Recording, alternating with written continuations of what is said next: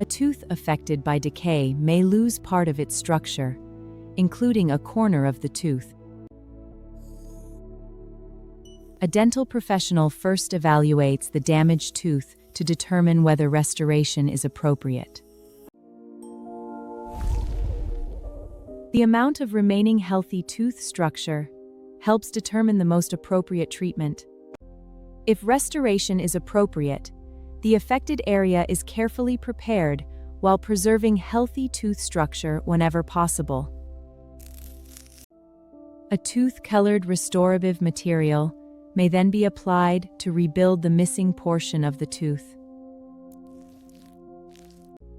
The restoration is carefully shaped to recreate the tooth's natural corner and overall contour. The restoration is professionally set and refined to create a smooth, natural-looking result.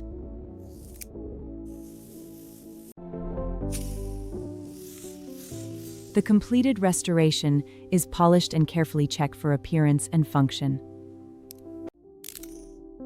Professional restoration may rebuild suitable damaged teeth, but treatment depends on each tooth's individual condition. This video is for general education only. If you have tooth decay or a damaged tooth, consult a qualified dental professional for evaluation and treatment.